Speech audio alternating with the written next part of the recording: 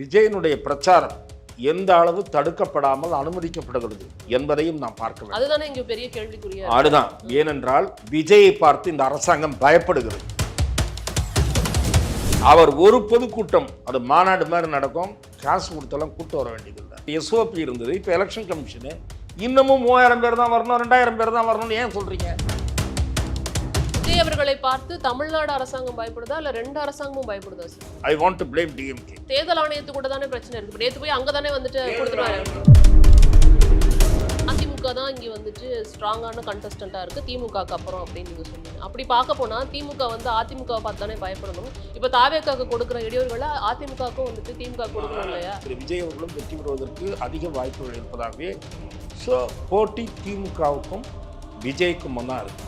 ஏன்னா அதிமுக களத்தில் எங்கெல்லாம் நாம் ஜெயிக்க மாட்டோம்னு நினைச்சாங்களோ, எதெல்லாம் நமக்கு தேராதுன்னு நினைச்சாங்களோ, இன்னொருத்தன் தலையில கட்டிடுறதுன்னு எடப்பாடி முடிவு பண்ணி பிஜேபி கொடுத்த தொகுதியில பிஜேபி ஜெயிக்காது. 7 மட்டும்தான் நீங்க கொடுக்குற சாய்ஸா இருக்கணும் அப்படின்னு பேசுறது தான் ராஜதந்திர அணுகுமுறை. அந்த ராஜதந்திர அணுகுமுறையை பாரதிய ஜனதா கடைபிடிக்க தவறிவிட்டது. கடும் ராஜதந்திரியான அமித்ஷா அவர்களுக்கு தெரியாம இது நடந்தது. திரு நயினார் நாகேந்திரனும் திரு முருகனும் தங்கள் கடமையில் இருந்து தவறி இருக்கிறார்கள் என்று நான் பார்க்கிறேன். திரு அண்ணாமலை இருந்திருந்தா ஒருவேளை இந்த இடத்துல இல்ல, அண்ணாமலை இருந்த முதல்ல கூட்டணி வந்திருக்குமா? அண்ணாமலை இருந்திருந்தாருன்னா அண்ணாமலை எல்லாம் இந்த மாதிரி கூட்டணிக்காக தான் அண்ணாமலை ஓரம் கட்டப்பட்டார்.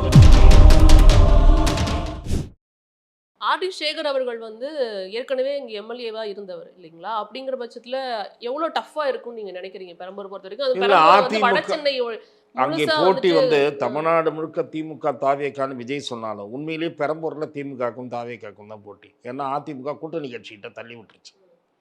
அதிமுகவுக்கு விஜய் தான் அங்கே நிற்கப் போகிறார் என்று தெரிந்தும் கூட அங்கே ஒரு கடும் போட்டி ஏற்படுத்த வேண்டும் என்ற எண்ணம் இல்லாமல் பயந்து போய் அந்த தொகுதியை கூட்டணி கட்சியிடம் அதிமுக தள்ளிவிட்டது. அங்க மட்டும் இல்லை அதிமுகவுக்கு பயம்தான். எங்கெல்லாம் நாம் ஜெயிக்க மாட்டோம்னு நினைச்சாங்களோ, எதெல்லாம் நமக்கு தேராதுன்னு நினைச்சாங்களோ, இன்னொருத்தன் தலையில கட்டிடுறதுன்னு எடப்பாடி முடிவு பண்ணிட்டாரு. அப்ப பிஜேபி கொடுத்த தொகுதியில பிஜேபி ஜெயிக்காதா சார்? எல்லா தொகுதியும் நான் சொல்லல. பிஜேபிக்கு இல்ல, நீங்க சொல்றது அதிமுக கூட்டணியில ஓரளவு சாமர்த்தியமாக தொகுதிகளை பெற்ற கட்சி பாட்டாளி மக்கள் கட்சி தான். அவங்க வாங்கின 18 தொகுதியில 15 தொகுதிகள் வன்னியர்கள் கணிசமாக வாழுகிற பகுதி.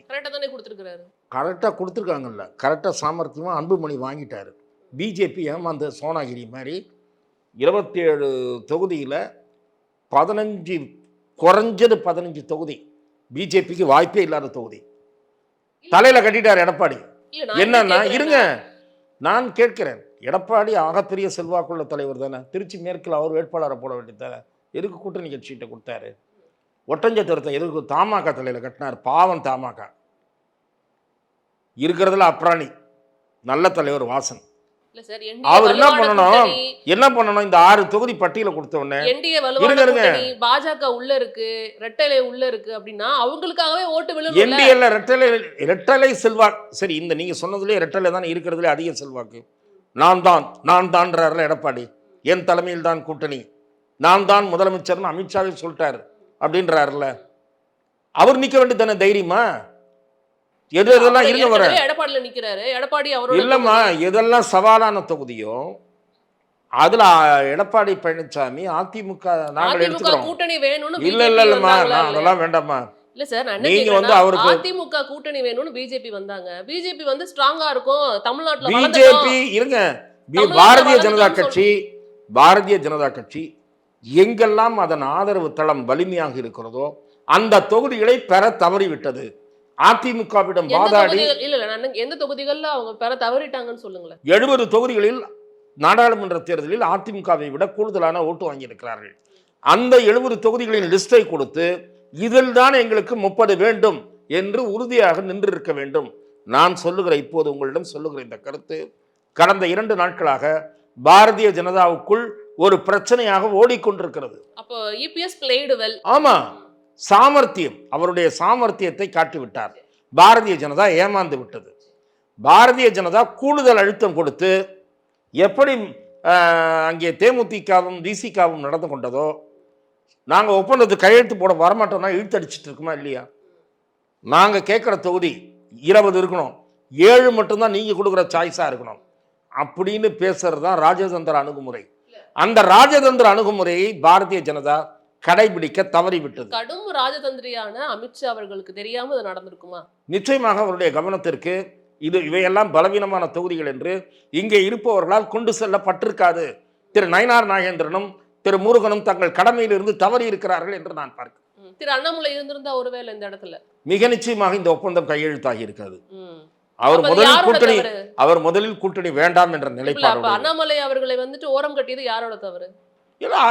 இதெல்லாம் நீங்க ரொம்ப போஸ்ட்மார்ட்டம் பண்றீங்க. இல்ல அதான் நான் கேக்குறேன். நீங்க சொன்னீங்க அண்ணாமலை இருந்தா நடந்திருக்காது. இல்ல அண்ணாமலை இருந்தா முதல்ல கூட்டணி வந்திருக்குமா? அதை நீங்க பாருங்க. கூட்டணி வேணான்ற நிலைப்பாடு உடையவர். அப்புறம் நீங்க வந்து அண்ணாமலை இருந்திருந்தாருன்னா அண்ணாமலை எல்லாம் இந்த மாதிரி கூட்டணிக்காக தான் அண்ணாமலை ஓரம் கட்டப்பட்டார். இல்ல அப்படிலாம் இல்லம்மா. அவர் நான் முடியாதுன்ட்டார். நீங்க பழைய கேள்விக்கு போறீங்க.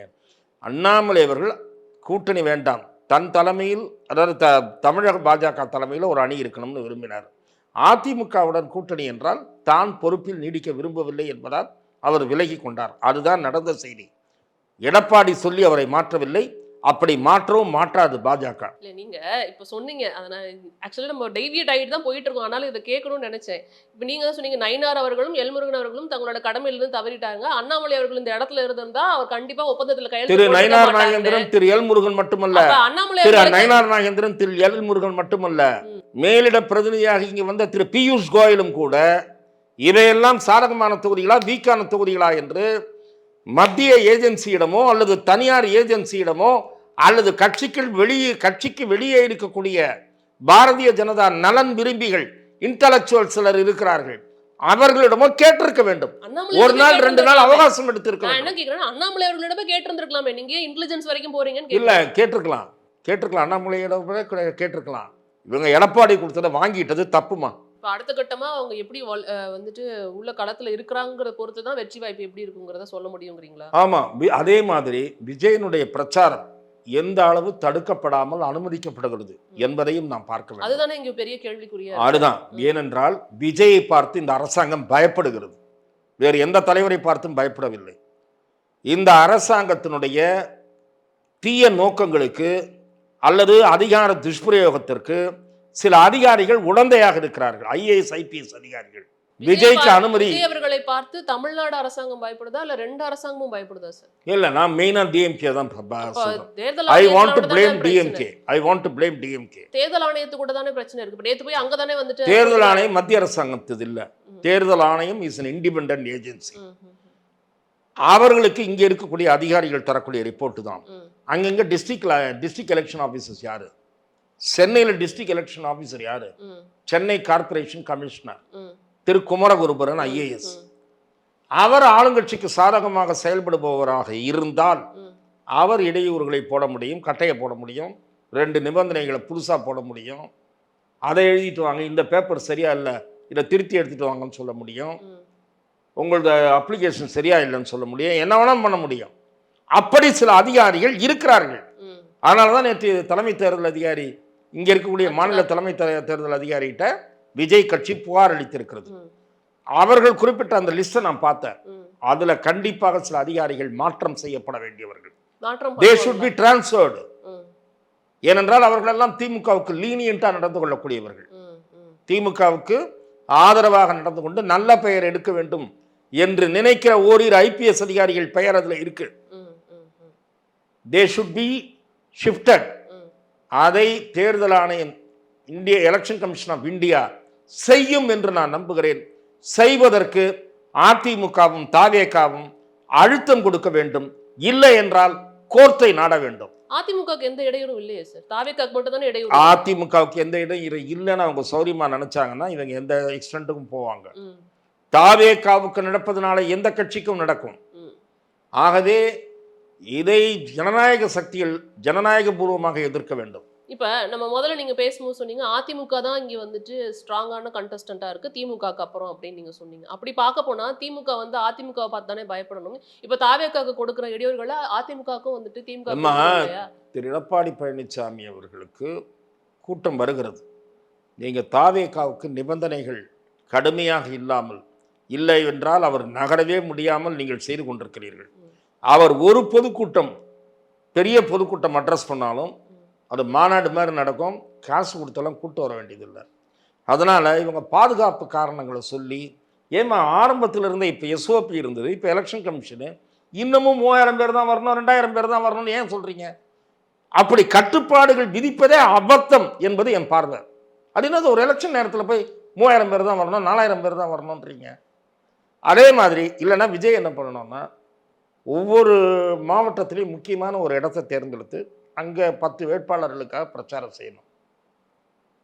இல்லைன்னா வேன் பிரச்சாரத்தில் ஒரு ரூட்டு போட்டு கொடுத்து இந்தந்த பாயிண்ட்ல மட்டும் பேசுவோம். அதெல்லாம் செல்வி ஜெயலலிதா செய்திருக்கிறார். அதற்கு விஜய் அனுமதி பெற முயற்சிக்க வேண்டும், சைட்டிங் ப்ரீவியஸ் எக்ஸாம்பிள்ஸ். இப்போ அது இன்னொரு தொடங்குறாங்க இல்லையா, நாளைக்கு வந்து பெரம்பூர்ல கொளத்தூர்ல தொடங்குறாங்க வில்லிவாக்கம். அதுதான் முதல்ல தொடங்குறேன்னு உடனே முதல் நாள் நைட்டு போய் குழிய வெட்டிட்டாங்க. நாளைக்கு சொல்ற இடத்துல நாளைக்கு வந்து களத்துல இறங்குறாங்க. அதுதான்மா, இந்த மாதிரி சில நேரங்களில் சில்லுண்டித்தனமான தடங்கல்களை ஏற்படுத்துகிறார்கள். அதை மீறி எப்படி தடையை தகர்த்து முன்னேறுவது என்று விஜய் தான் சிந்திக்கணும். தன்னுடைய பிரச்சார வடிவத்தை மாற்றிக்கொள்வதா எப்படின்னு பார்க்கணும்.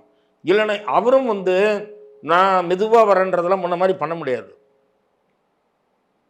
ஒவ்வொரு பிரச்சார இடத்திற்கும் குறித்த நேரத்திற்கு போகணும். ஒரு குறிப்பிட்ட பொதுக்கூட்டமாக அமைத்துக் கொள்வது நல்லது. இவரும் பாதுகாப்பு ஏற்பாடுகளை செய்யணும், போலீஸும் உரிய ஏற்பாடுகளை செய்யணும்.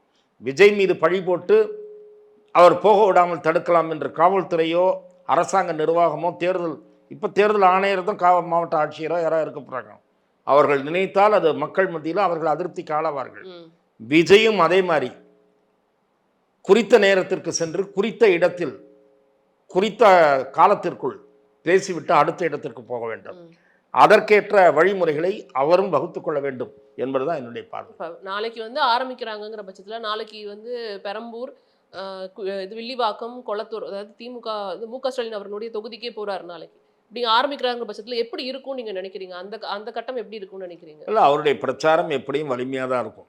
அதை நம்ம என்ன பேச போறாரு, என்ன இஷ்யூவை இந்த தேர்தலுடைய முக்கிய பேசு பொருளாக கொண்டு போகிறாருன்னு பார்க்கணும். இப்போது இன்னைக்கு சொன்னதெல்லாம் மேலோட்டமான விஷயம். அதாவது ஒரு பாமர மக்களுடைய வாழ்க்கை நிலையை உயர்றதுக்கு அந்த மக்களிடமிருந்து பிரதிநிதிகளை நான் அனுப்புகிறேன். அவர்கள் வேட்பாளர்களில் உங்களுடைய எல்லை காப்பாளர்கள் அவர்கள் வேண்டுமா, அல்லது ஒரு குடும்பத்திற்கு சேவகம் செய்யக்கூடியவர்கள் வேண்டுமா அப்படின்னு சொல்றாரு. ஆனால் எலெக்ஷன் இஷ்யூன்றது வேற. அதுல என்ன இஷ்யூவை பேச போறாருன்னு அவருடைய பிரச்சாரத்தில் தான் நாம் பார்க்க வேண்டும். இப்போ இந்த நீங்க கண்டிப்பா எல்லாரோட தொகுதியும் பார்த்துருப்பீங்க. எந்த தொகுதி ரொம்ப டஃப்பா இருக்கும்னு நினைக்கிறீங்க சார்?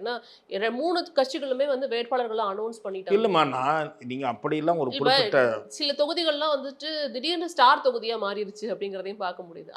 அது ஸ்டார் தொகுதின்னு பார்த்தீங்கன்னா நிறைய இருக்குமா, பல தொகுதிகள் இருக்கின்றன. நீங்க வெறும் முதலமைச்சர், துணை முதலமைச்சர், அதிமுக பொதுச் செயலாளர்கள் இவர்கள் மட்டும் இல்லை, பல வேட்பாளர்கள் ஸ்டார் தொகுதி தான். நீங்கள் மத்திய அமைச்சர் போட்டியிடுற தொகுதியாகட்டும், வானதி சீனிவாசன் போட்டியிடுற தொகுதியாகட்டும், வேலுமணி போட்டியிடுற தொகுதியாகட்டும், அந்த மாதிரி ஒவ்வொரு கட்சிக்கும் இருக்காங்க.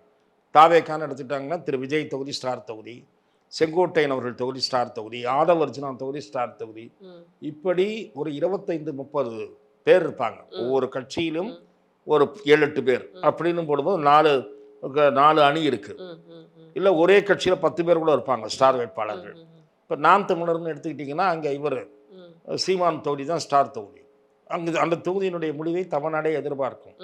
அந்த மாதிரி ஒரு 25 தொகுதிகள் பக்கமாக வரும் ஸ்டார் தொகுதின்னு பார்க்கும்போது. நிச்சயமா. அதான் அந்த ஸ்டார் தொகுதிகளில் நீங்க பார்த்த வரைக்கும் எது டஃப்பா இருக்கும் அப்படின்லாம் இல்லை. மக்கள் எனக்கு தெரிஞ்சு திரு மு.க. ஸ்டாலின் அவர்கள் மிக எளிதாக வெற்றி பெற்று விடுவார். அதே மாதிரி தான் திரு உதயநிதி ஸ்டாலின் அவர்கள். நான் அப்படிதான் நான் பார்க்குறேன். ஆகவே இவர்கள் இருவருடைய வெற்றி கேள்விக்குறி என்று நான் நினைக்கவில்லை. அதே போல திரு விஜய் அவர்களும் வெற்றி பெறுவதற்கு அதிக வாய்ப்புகள் இருப்பதாகவே மேலோட்டமாக நான் பார்க்கும்போது எதிராக நிறுத்தப்பட்டிருக்கக்கூடிய திமுக வேட்பாளர் ஒருத்தர் இருக்காரு, இன்னொருத்தர் வந்து பாமக தான் நிற்க போகுதாங்க.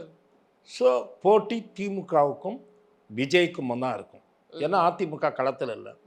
அதிமுக காரங்க அங்கே ஒன்றும் ஆர்வமாக முனைந்து விஜயை தோக்கடிக்கணும்னு நினைக்க போகிறது இல்லை. அங்கே இருக்கக்கூடிய அந்த தொகுதியில் இருக்கக்கூடிய இளைஞர்கள் விஜய்க்கு ஆதரவளிப்பார்கள் கம்பேரிட்டிவ்லி. ஸோ விஜய் சார்ந்த சமூகம் பெருவாரியாக அப்படியே விஜய்க்கு ஆதரவளிக்கிற பட்சத்தில் விஜய் வெற்றி பெறுவது சுலபமாகும்.